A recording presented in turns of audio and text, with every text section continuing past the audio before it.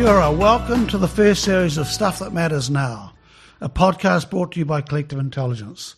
I'm Harv, aka Ian Harvey, founder of Collective Intelligence, and it's going to be my great pleasure in this series to introduce to you a bunch of really cool people who are making a difference in the world every single day. Our job here at Collective Intelligence is to help curious people evolve and become more courageous so they can tackle the stuff that's needed to make this world a better place. You're about to listen to an epic chat I've just had with one of our many change-making Collective Intelligence members. Let's have a quick listen to a wee clip of some of the stuff we've talked about to give you an idea of what's ahead. So I've learned along the way sort of like I've got to be really strong in what it is I believe, what I won't compromise on. So for us, like we want to get this to market, but we will take our time doing it so that we can do it right, because we're operating in an airfield where we're responsible for so many people's lives, so we can't make a mistake when it comes to runway tension. We're doing this repeatedly, so we've got to be really careful about looking after our environment long term, and the team's kind of come up with a really cool saying around like leave the campsite in a better condition than what it is that you found it. So any partners that we're looking at really need to align to that long term. Before we crack on and talk about the stuff today's guest had to share with us, a big shout out to Rob McDonald and his talented team at Te Wanga Estate over there in Hawke's Bay. Not only do these guys make international gold medal winning wines, they've helped us bring this podcast to your ears. Brilliant stuff. Thank you, Rod.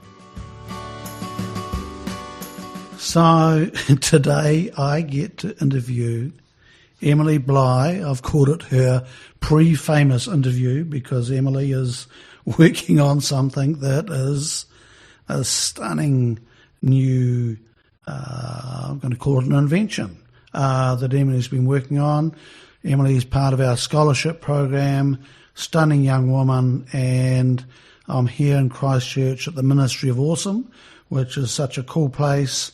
And you are going to hear not somebody that has invented something, but somebody's in the middle of it, which is even more interesting, I believe anyway, to hear what she's going through right now to bring something to life.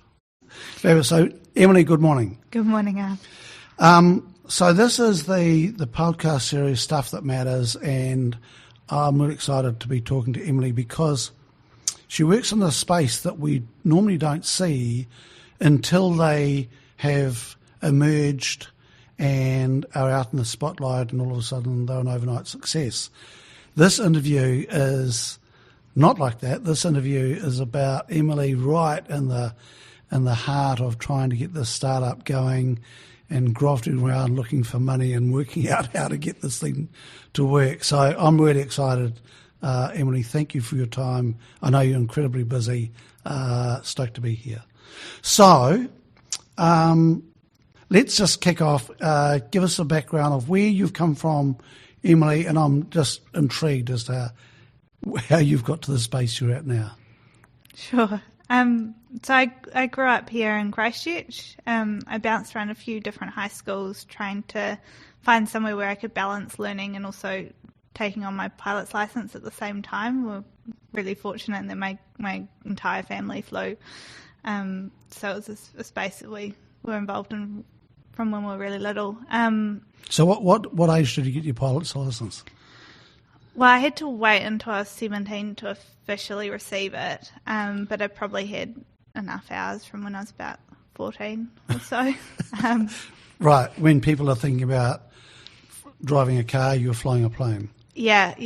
I can remember an argument with my mum because she got her pilot's license before she could drive, and I was determined to do the same thing. But then she put her foot down and said, "Well, I'm not driving you to night classes until you get your driver's license." So I lost that battle. Right.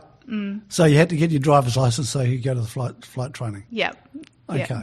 Okay. And the schools were okay with letting you work around that? Well, yeah, it was. I transferred out of a private school and into a public school in Darfield so that I could, do the hours. And so you do high school during the day and then night flying school at night, which was pretty cool. Right. Yeah. And you still got your pilot's license? It's Oh. semi. Oh, we've hit our first stumbling block this morning. Yeah, I haven't been able to keep as many hours up as I want, so I can go solo with an instructor at the moment, so equivalent to like a student Right. license. One day. Yeah, the smile says it all. Okay, so you've always had a passion for flying? Yeah. Yep. And then after school, what was the go there? During my last 2 years of school, I was running a business as well. It was started through the high school program, and I had an economics teacher who was really good at challenging you to solve problems versus coming up with a solution. And so I'd really enjoyed like learning how to problem solve and working across anything from marketing to product development and finances and learning that as I went. So at high school, I kept that company going, but also started towards a degree in commerce as well. Okay, so is that something the family's, what's the word, does that come from the family background, or is that something that's always just been a driver in you? Probably a mixture. I've got my grandfather has had a harvesting company for his whole life and spends 6 months in England every year importing harvesting. So we kind of had that around us. But then I was also really fortunate to have some awesome mentors alongside me when I was growing up too. Right. So tell us about those. Who were they? Probably start with our economics teacher, so John Mills.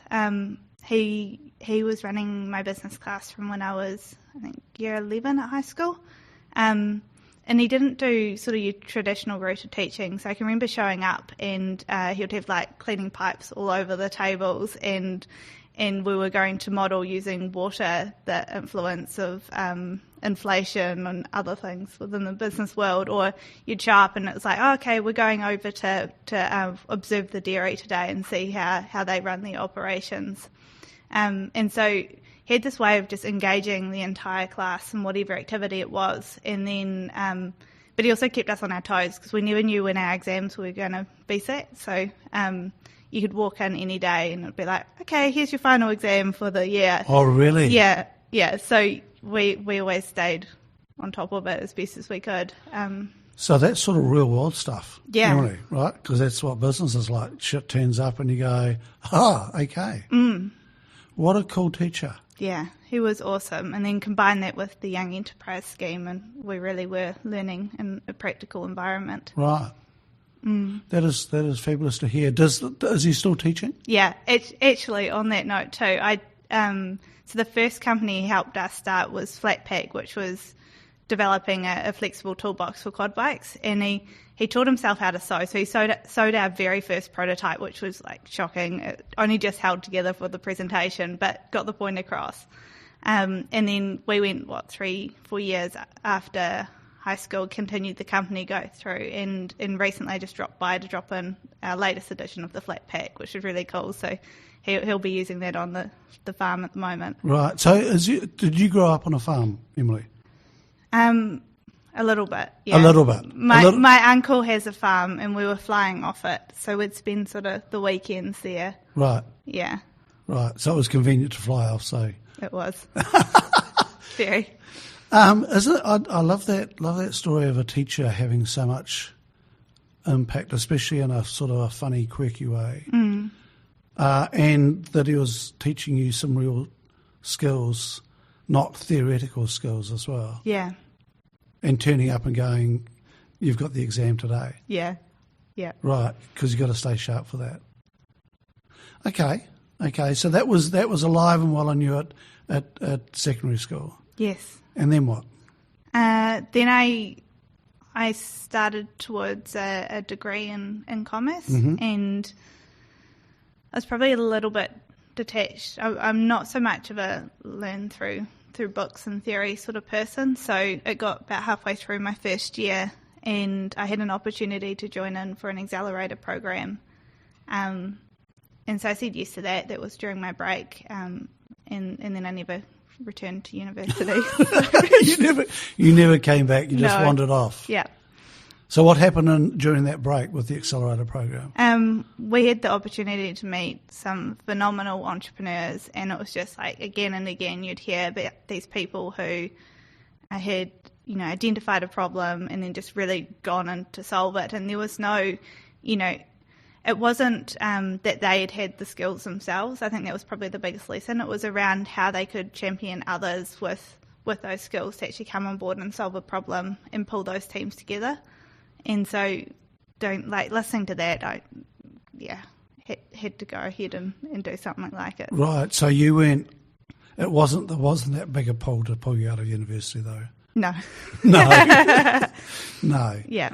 So just I'm really intrigued with that. So that was the key thing, was that they were good at spotting the problem, and then but didn't necessarily have the skills to solve the problem. Yeah, well, when you go through high school, I think there's this tradition, or even as young as a child, you kind of taught that you have to go and get a degree behind you or some practical, tools to solve a problem. And standing up and listening to these people who'd gone from, a law degree into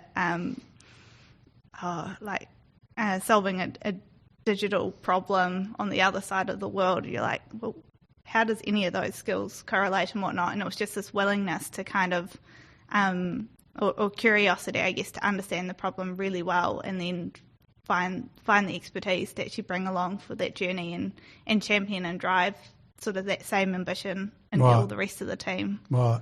And that dropped into your soul. Yeah. Yeah. Yeah. I wish everybody could see the look on your face now. It's like, yeah, that happened. I don't think my family were all that happy with it at the start. Family's sensible. Yeah. I think my mum had quite a big fright because I called her up and was like, not coming home to Christchurch, not going back to university. I'm not going into a paid job either, and it'll be fine. We'll work it out as we go. Yeah. Joining a commune, disappearing into the wilderness. No, not the last bit. Not quite. Not quite. So where were you based? Initially in Wellington, because that was where the accelerator was. It was where our network of mentors were, and we'd set up our manufacturing there for Flatpack. So. Right. So Flatpack was still the focus at that point. Yeah. Okay. Yeah. And how long did you work away with Flatpack? We started at 2012. We shut it down sort of, 2016? Right. Yeah. And so for 4 years, what was that journey like through there? A lot of lessons. Yeah. We were constantly pivoting to try and I guess get the messaging right with our customers. So to start with, the message we used was, here's a toolbox to carry your tools around the farm, stop you losing them. We had some buy-in there, and then we started to see a big increase in the number of accidents on quad bikes around farms, and so we learnt then that the quad bikes were actually designed for the US market, and so the weight was actually designed to be held on the back. Yet all the toolbox you saw were on the front, and ours could hold the weight on the back, help to balance that, but also fold down flat and take the dog. And so then our sort of, I guess, messaging turned around to safety, and that was a really big, interesting learning curve, because I went from we had one field days a year before with, here, we'll help you carry your tools. Sold about 20 bags at field days. The next year we were between work safe and farm safe, and we didn't sell a single one. Right, but you were safe. Yeah, but it was, it taught me so many lessons around, you can perceive what you think your customers want to hear, but in the end it all comes down to what they want to hear. Yeah. What they want to hear and what they want. Yeah. Right, so carrying the tools, we could sell 20. Being safe, couldn't sell any. No. Boom, that's good. And it took you 12 months to get there. Yeah. That is fabulous. Yeah. So what were the main learnings through that other learnings through that space, Emily?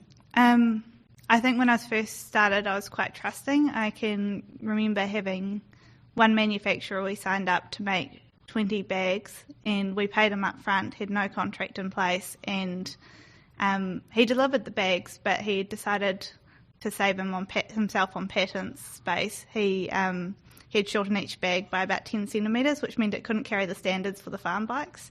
Right. So that was a big one. Put everything in writing. Right. And not trust people quite so much. Not as much. Yeah, he delivered something but wasn't what you wanted. No, right. We couldn't get our money back, and we had to go and market another 20 bags as lifestyle block bags. Right. Right. Did you get them sold? Yes, but we probably only just broke even on it. We didn't really make a lot of margin. Right. And was that just by yourself, Emily, or were there others? No, that team sort of constantly changed. So when I was at high school, there was 5 of us. After high school, they went off.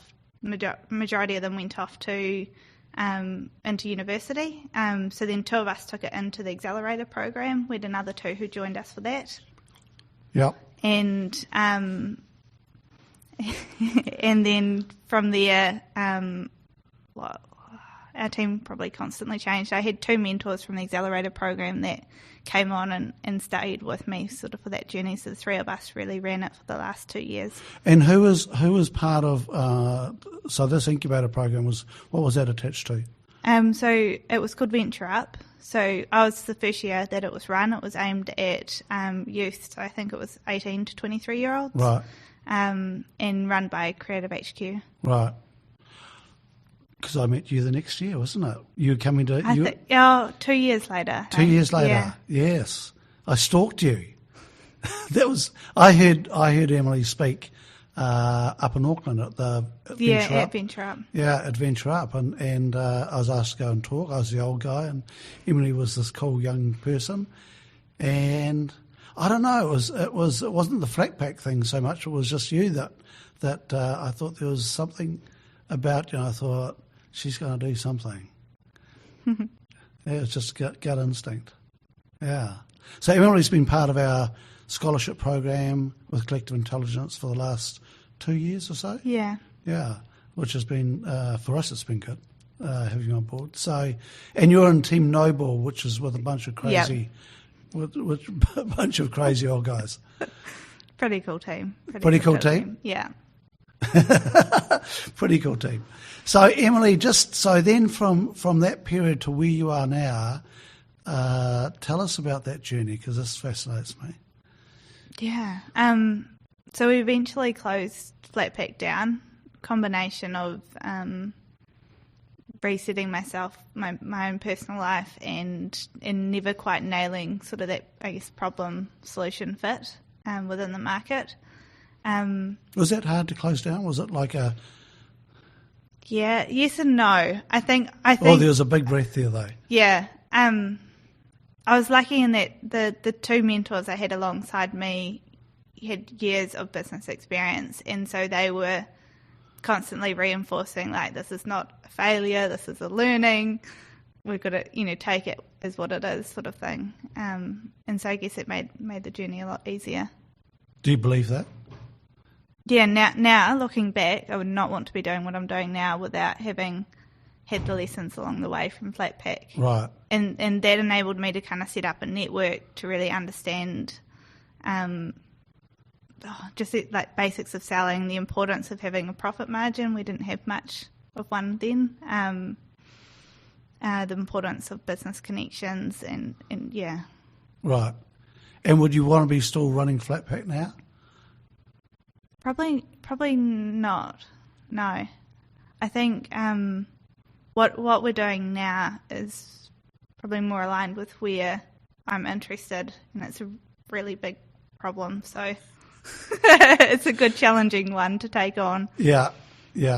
So bring us up to date. Bring it. Emily. Yeah. So at the moment, working on a solution to disperse fog at airports. So that's not really a big problem, though, is it? I mean, who cares about that? So, yeah. So how do you go from Flatpack to dispersing fog? Oh, great question. Fog was a problem that I was aware of from when I was really little, right? Because we'd have days where we couldn't take off on the farm because of fog. I had a mother who was an air traffic controller, so it was actually right back at that point when we started flat pack. I can remember coming home, having been challenged from our economics teacher to solve a good problem, and the dinner table conversation was what big problems are there, and my mum that night had like an entire day of closure at Christchurch Airport due to fog. Right. And so it was like, this will be the problem that we solve, and we went back with it to the school and told it was a little bit too ambitious for a 16-year-old. So it got put on the back burner for a little bit, but was always sort of like I guess an interesting research project. And so I'd study other fog dispersal attempts that were done by the military, followed it along for a long time, and then I went to a talk and watched as this was like just after flat pack closed, probably 6 months after, and listened to this company describe these nets that they had designed to go on the hilltops and places like the desert, and they could capture the water and feed plants and help them to grow. Yep, I've seen that. Yeah, pretty cool. But what you'd see is this low cloud or fog was moving through the nets for like 2 meters afterwards, there'd be a little bit of visibility before it would reform. And I don't know what it was about watching that, but it was just like, okay, it has to be possible. I've just got to do it. It's been on my mind for too long now. So we what? That sounds. So you did what? So I registered the company at Christmas time, and by the following year, I opened up a study project with Canterbury University, brought on a team of 3, it was mechanical engineers then actually, and to start with we were looking at lasers for the use of fog dispersal. Shoot it down. Heat it up. I'm good at this. But we quickly learned that the energy needed to run those lasers would be more than what the military could put out, so that got shut down pretty quick. Right, yep. And then we had a group of 3 mechanical engineers looking at chemical solutions, which was an interesting learning curve for all 4 of us. Yep, because? It was we were looking at an area of expertise, I guess none of us were experts in. And so we all learnt a whole heap that year, a lot around sort of the size of the problem. And so, like, to put it in perspective, when the first plane of the day is delayed due to fog, because it can't take off, it then takes airlines the entire day to recover that cost and to actually get all the planes back on schedule again. So, whilst you might be looking at around 170,000 an hour for a domestic jet here in New Zealand, that cost is multiplied by 8 quite quickly. Right. That's a big number. So, yeah. And then you've got more than one plane. You've got more than one plane grounded. You've got others that are getting rerouted. As soon as you get an international plane that's got to divert to another place, that cost goes up again. So, right. So you're talking about tens of millions of dollars very quickly. Yeah. Right. Bit different than flat pack. A little bit different than flat pack, yeah. Okay. So you couldn't heat it up? The chemical thing, didn't have the expertise for that? No. So, the first year was more of a learning year and trials. I can remember we tested different powders. The worst one was this hydroscopic powder, and we're like, we want a visible result. So we created a fog chamber, and we're trialling different chemicals in it. And this one we were like, we'll put lots in so that we get a result on the visuals, and disperse fog within a matter of seconds that we created. But then it was a 4-hour clean-up because it would absorb water, and we used water to try and clean it up, which was just a nightmare. So 4 hours of trying to basically hit its maximum absorption so that it would start to dissolve so that we could actually clean it up. And it was like, four rubbish bags of rags. We ruined several brooms and mops. It was just... And you scale that up into an airport, it would be magnificent. Oh, would have been a lovely skating rink. Yeah. Yeah. So you just kept on going and trialling different stuff? Yeah. So it's just been a constant iteration. We were really fortunate in our second year. We went back in and we took a final year a chemical engineer student out of Canterbury University, and then we combined his skills, so Nick's skills with Callaghan Innovation. We've worked with a bunch of specialised chemists from overseas, and kept working. That sort of aim was, how can we reduce the moisture level in the air so that we can actually maintain visibility for longer? And so it's been 3 years now of trial and error and a lot of mistakes along the way. And something that was really important from us from the start was meeting environmental regulations. So the whole way through, we've looked at the impact on soil, on water, on public health, wildlife. So it hasn't been just about finding a solution to get rid of fog. It's actually making sure that you don't stuff the planet at the same time. Yeah. Right. Interesting balancing act. It is. So how do you stay alive through this phase? Where does the money come from? Initially, we were really fortunate with family and friends. So my mum's put in a huge amount of funding since day one. What was her idea? So yeah, not that I think she wanted me to take it on, but she's been really good and come along for the whole ride. And Callaghan Innovation have been awesome. So utilising all of the R&D funding, student funding. We've had some mentors that have just given their time freely, which is just phenomenal. And then last December we raised our first investment round. So that was kind of at a point where we had something where we could prove we could disperse fog in a lab environment, and we wanted to scale that up and test it outside. And now we're dispersing what we need, so 1.5 kilometres of fog and maintaining that visibility, which is pretty cool. So there's stuff we can't talk about today, Emily, because it's very, very secret.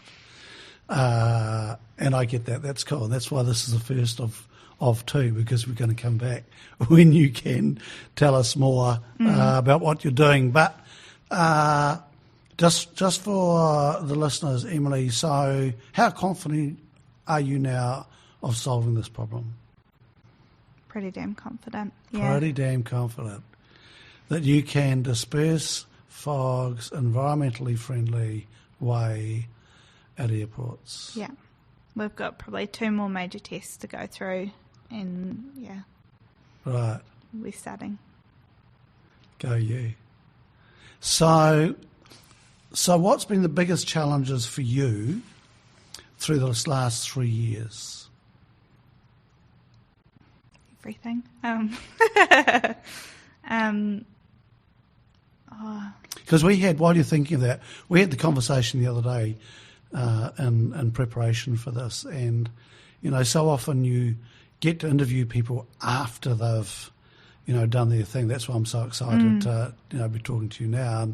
And one of the things that just pisses me off is that people go, "It was never about the money," and I'm thinking, "Oh, that is absolute fucking bullshit." Because when you're in the middle of it, if you don't have the money, then it's always about the money. You've got to have some cash flow to live on. You've got to have some cash. Yeah. So it cracks me up. People seem to forget that it's never about the money. Your memory is shit. Yeah. yeah. I guess sort of like we had 2 months of just everything going wrong, which was a really fun time. The logistics of getting a test done. So to start with, right, we're dispersing this powder from a helicopter, and so just like the logistics, you've got to get a helicopter that's in a paddock that has visibility that can take off. Right. A paddock that's in fog where you've got landowner's permission to test. Right. In a region where you've got environmental approval. Right.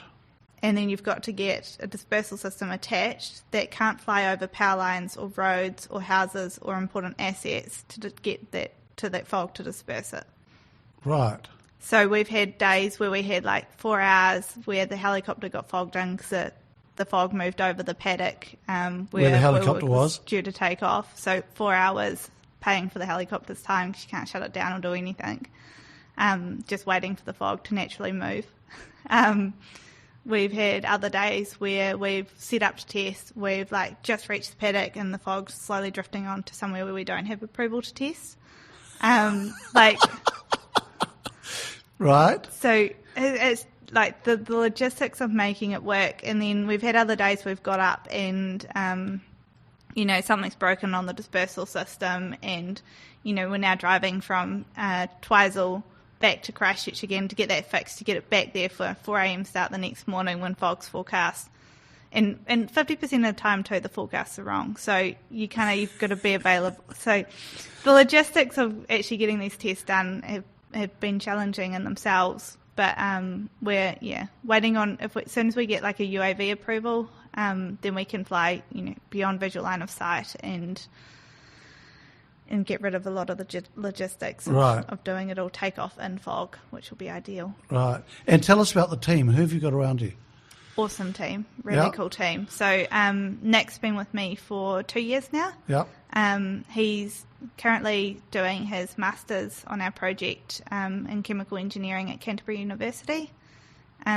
He's jumped right in, so he loves to sort of challenge what's possible, and it's been because of that sort of mindset that's meant that we've actually been able to get to where we are now. Right. I think a lot of chemical engineers, you sit there and they've been trained to work in a certain way, and whereas Nick, it's like, so this is what we want. It needs to be able to, chemical needs to act in this way. It has to meet environmental regulations. If we and it can't leave residue behind on the tarmac. And he's just kind of taken one problem at a time and gone, okay, if we approach it, we'll go around this way, and we'll, So how old's Nick? He's... Ish. 22, I want to say. Right, so he's old. We have got a really, really young team, but a very bright team. Yeah. Right. And then there's you.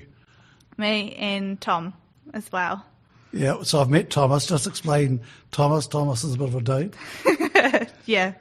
Tom is not short on confidence, which is awesome, and will take on any challenge. So one of the first ones we gave him was we had 2,700 spreadsheets of airport data and weather data, and Tom having no...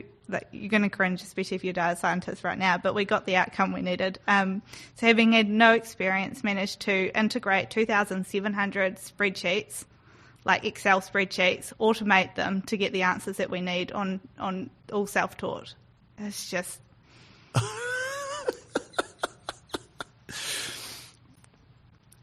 phenomenal. Yeah, I'm just my mind's boggling at that. Right. And Thomas is... he is qualified to do this how? Yeah. He's in his final year of actual finance and economics degree, so doesn't have a data background, but just has a very bright brain. Right. Yeah. And he's got a great attitude. Awesome attitude. Yeah. Yeah. We weren't actually meant to hire him. He just came after me several times until we finally brought him onto the team. So he just wore you down. Yeah. Yeah, I could imagine doing that. So Emily, you've been over to San Francisco recently. Yes. Yeah. What can you tell us about that? I know you can't tell us all about that, but tell us what you can. Yeah. So went over there to raise investment. Yep. Yeah, and I learned a lot from that experience too. So. So you've had one investment. We've had one investment round so far. The next round, we initially looked at doing quite a big raise. The costs of compliance is just huge. So for doing what you want to do. Yeah. Yep. Yeah. So you're paying sort of an hourly rate to the likes of Environment Canterbury, Civil Aviation Authorities, and so forth. Yep. So the cost jumps pretty quick, and also resetting regulations in an environment where they're not currently established. So for us to operate a UAV, you've got to get a special certification, and usually a company will get like 2 to 3 sort of privileges on top of that. So it might be operating at night, or heavy lift UAV, or beyond visual line of sight, and we're going for 7 privileges. So it's kind of the next level up on compliance. Right. Right. Yeah. Yeah. So we went over there to raise investment. I was really fortunate to have a very clever mentor on board with me for that trip, and came back sort of wanting to really change our strategy around how we raised investment, and rather than just taking funding, looking for sort of a partner who could actually support us long term. So you're looking for expertise as well as the money. Yeah. Right. And what about, because your generation, Emily, is big into values and aligning with people with values. Do you look at that as well? Definitely. Yeah. I think one of the things I've learned over sort of, like, especially since leaving high school, I think when I first started out, I'd communicate more or at least vocalise what I thought other people wanted to hear. And then that got me into trouble later on, because we'd be sitting around a table and we could never align on a decision. Right. So I've learned along the way, sort of like, I've got to be really strong in what it is I believe, what I won't compromise on. So for us, like, we, yes, we want to get this to market, but we're, we will take our time doing it so that we can do it right, because we're operating in an airfield where we're responsible for so many people's lives, so we can't make a mistake when it comes to runway tension. We're doing this repeatedly, so we've got to be really careful about looking after our environment long term. And the team's kind of come up with a really cool saying around, like, leave the campsite in a better condition than what it is that you found it. So any partners that we're looking at really need to align to that long term. Right. That's a cool saying. It's pretty clear. And Emily, what's your biggest concern going forward? What's the thing that keeps you awake at night? There's lots of them.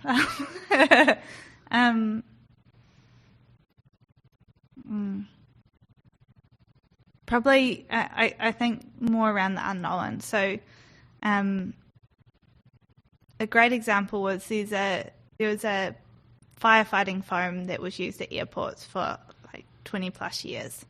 It was approved by environmental agencies, and then just recently they found out that it has a negative impact on the environment, so they've pulled it out, right? But this cost, all of these companies have been using it for years, a lot of money in doing so. And so I think it's really around understanding as much as we can, because everything that we do as humans has an impact that's bigger, and we can't measure all of it. Like, looking at San Francisco is a good example. We went there and we looked at the fog there, and you've got a city that loses over $40 billion per year due to fog across all these different industries. $40 billion. It's just ridiculous. But then you've also got they've got beechwood trees, which are enormous. They're hundreds of years old. And it's one of the only places in the world where you see trees that big. But the reason they're that big is because they've got this constant source of fog, and it's so constant they've actually named the fog Carl. And right. So Carl's around a lot, but Carl is has the ability to give nutrients to these trees so that they can grow, because they can't absorb enough water from the ground up. So they're pulling them out of the atmosphere. Right, okay. So you've got to look, right, when you're targeting, we want to be able to provide the visibility for the aviation industry to operate. We want people to get to their families on time, make it in for birthdays, and so forth, right? But at the same time, we can't. We need to balance it out with what is the environmental impact that we're going to have, and how can we mitigate that as well, and how much of that do we actually know today, and how much of it will we not know for another 10 to 20 years. So what processes can we put into effect today that can measure that on an ongoing basis? So my generation would have got just very excited about, this would have been a different conversation. We would have been talking about how much money this thing's going to make, how quickly we can get it to market. Yeah, it's extraordinary. Where your generation have totally different mindset, which is cool, which is really cool. You know, I talked to a guy, Aniki Goodall, the other day on this podcast, and he said, you talked about the confidence he's got on your generation sorting this shit out. Right? It's quite interesting. Yeah, don't shake your head. You've got to sort it out. That's your job. That's your job. Yeah, but it's interesting. You know, you guys, you think it's very cool the way you think so differently through a process like this. Yeah, that the thing that what keeps you awake is the unintended consequences. What might we miss? Yeah. Yeah.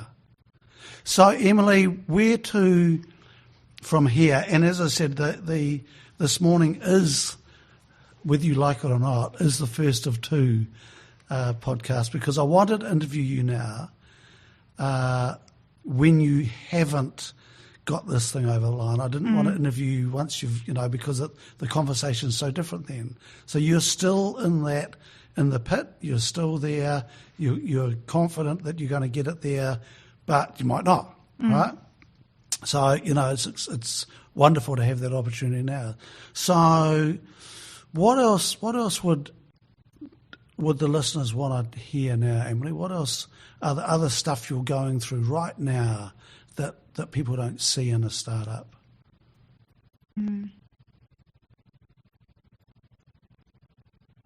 Great question.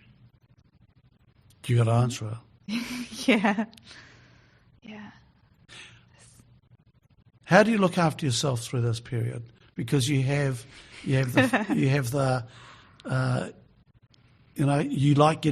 starting work at 4 a.m. Mm-hmm. Yeah, that's a natural thing. Yeah, but I think I grew up that way too, because we used to deliver the mail with my nana, so we're always up early, and it's just something I've kept going, and it's the best way because you can get a whole heap done before the actual business day starts. Right.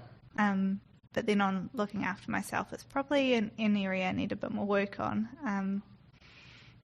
There's weeks when we're testing and the logistics of actually getting that test done and having to repeatedly drive, 4 hours to get the dispersal system fixed again to go back out. You're starting at 4 a.m. and you're going to bed at 11:30 at night, and it is really hard to look after yourself or maintain any routine. It's kind of where collective intelligence comes in a little bit too hard. Patch you up. Bring it in. Patch you up every 4 months. Yeah. Or more often my team probably. They're really good at checking in, and actually one of our members started a wellbeing survey so we can monitor it on an ongoing basis. So I'm getting challenged now to bring a bit more. That's the yoga. Crazy Steve Henry? Yeah, that's Steve. Yeah. Right. So he's put that survey out so you can check how you're doing. Yeah. Right. So the whole team checks in now on a regular basis on wellbeing. Very cool. And how are you doing? It needs improvement. just back from San Francisco, and I was working across three time zones there, so right. Any balance went out the window. Yeah. Right. Which just is part of the game sometimes, isn't it? So Emily, we're going to wind up soon. Just what would you, for the 14, 15, 16-year-olds out there who are, interested in this space, what's the one nugget you'd give them?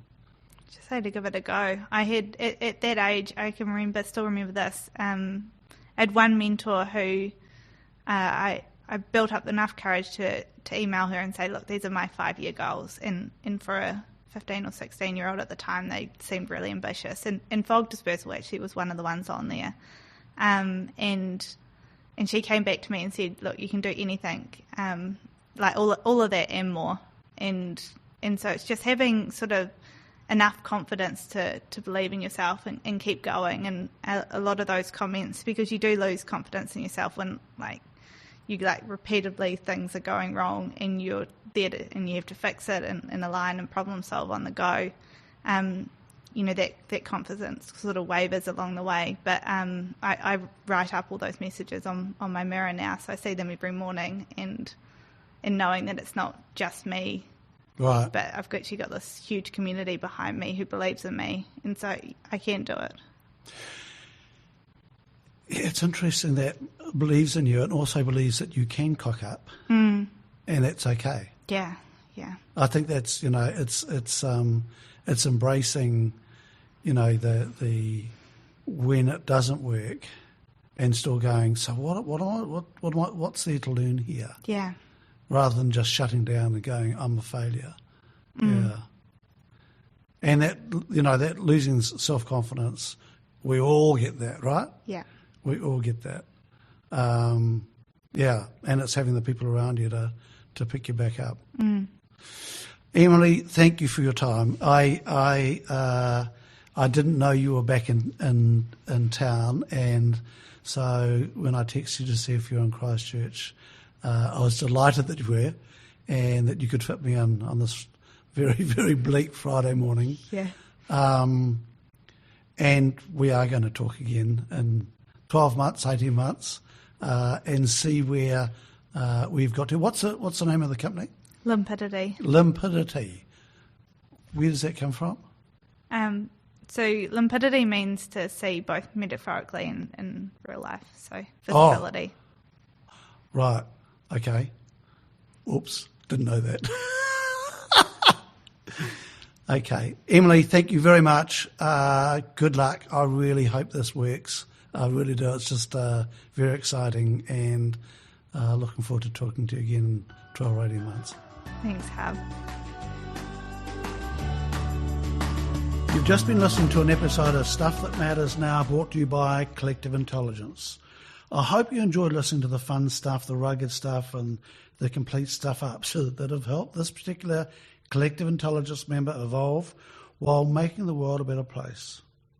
Do check out our Stuff That Matters Now podcast series on your favourite podcast provider, or visit our website www.collectiveintelligence.co.nz to get links to new episodes. Contact us if you want to learn more about how we can help you evolve yourself and others. Thanks for listening.